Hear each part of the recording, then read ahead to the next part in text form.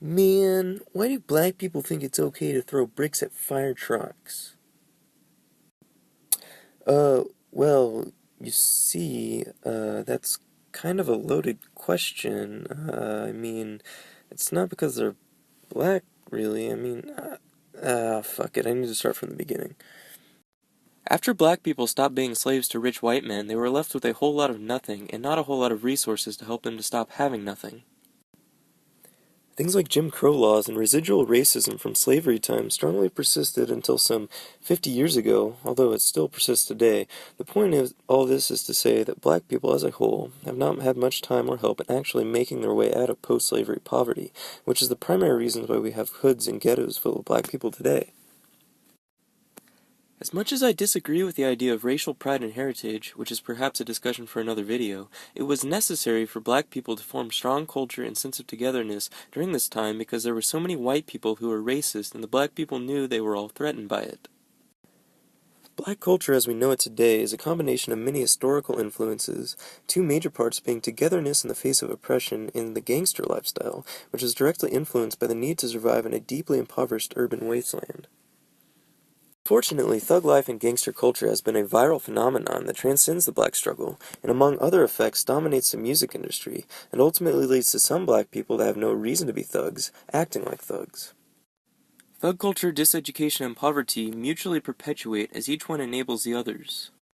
People constantly debate the racism issue with an obsession on the numbers, the crime rate of black people versus the crime rate of white people, average socioeconomic standing, rate of judicial prejudices, etc. In my opinion, this distracts from the real issue, which is that everybody is a goddamn individual. Take a population such as Baltimore, or New York State, or even the entire United States. We have an intersection of people who are thugs, idiots, criminals, and another one of people who are black. Even if the proportions looked like this, there may be reason to place emphasis on this group, but it would be inaccurate to call this entire group blacks, or this entire group thugs, just because they share the majority, which is what you are doing when you say, why do black people think it's okay to throw bricks at fire trucks or do this other illegal thing? Besides the fact that it's logically incorrect, the language you use is absolutely important because if you start saying blacks are thugs, then a corresponding behavior towards all black people will inevitably follow. And just as an aside, fuck the social justice warriors who would accuse people who call this group thugs of being racist just because they might be. Not only is it totally unjustified, but it actually perpetuates racial tension and just makes shit worse. These people are thugs by every possible definition of the word. Anyway, I've already explained why this large intersection might exist due to complex social and historical factors, but even if a race of people were shown to be more genetically predisposed to lower intelligence, violence, greed, or whatever, it would not ever be reasonable to treat an individual person differently for that reason, and here's why. We know that people from all races cover an entire spectrum of human quality. Genetics would only make it more probable for one person of one race to be different in some way or another. But by the time a person is around the age of a teenager and can make their own choices, the amount of other available knowledge about that person would greatly outweigh the knowledge of their genetic predisposition in regards to determining how likely they are to be intelligent, violent, or greedy in that moment in time. Knowing that they were more likely at birth to be a fucking imbecilic leech on society is completely irrelevant knowledge by the time you would even give that person a thought. If you advocate eugenics and say we should eliminate all inferior genes, well, that's a different discussion, but I have a sneaking suspicion that it wouldn't go over well. But all this is not to say that racial profiling is without its merits, because it is a valid part of assessing criminal likelihood as long as you don't give too much weight to a person's race over other factors. This black person is more likely to be breaking certain laws than this white person in certain towns and in certain contexts, but the white person is more likely to be breaking certain laws than the black person in other contexts. If you can't understand the difference between correlation and causation, or especially how factors can only imply something given the existence or non-existence of other factors, then you might be part of the problem.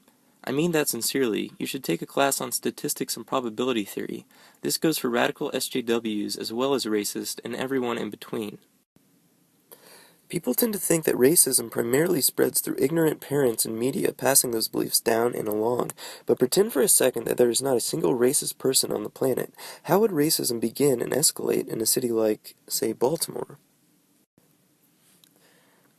Actually, it's quite easy to guess. Those living the thug life will commit most of the violent crimes. Police will get tired of their shit, and since the vast majority of the thugs are black, some white people will say that their thugness is caused directly by their blackness, and now we have racist white people. Both the racist and non-racist white people despise the thugs, and they might brutalize them up a little bit. And the racist people might go brutalize some innocent black people as well. Now some of the black people, thug and non-thug alike, will overgeneralize and estimate the number of white people that are after them just because they are black. Now we have racist black people, and not just those who are thugs. Some of the racist black people will in turn go brutalize innocent white people. More and more white people, in turn, will say that the brutality of these black people is due directly to the fact that they are black. Especially since it's not just a black thug problem anymore. And now we have even more racist white people. This vicious cycle will continue, with the rates of racism and revenge racism growing ever larger as more and more people are affected, until some sort of equilibrium is reached. So what is the common denominator here? Is the hate white people's fault for starting it? Is it black people's fault for some other reason? No, it's the fault of only the stupid and irrational who can't understand the simple differences between causation and correlation or the nuances of individuality. The people who are no more intelligent than Pavlov's salivating dog, forever hopelessly associating black skin with bad people or white skin with bad people. But it's more than a basic dumber-than-rocks level of stupidity. It's the stupidity that is associated with the barbaric desire for tribal warfare, same with many religions, political factions, and even sports clubs. People don't just hate, they hate what they want to hate, and they believe what they want to believe.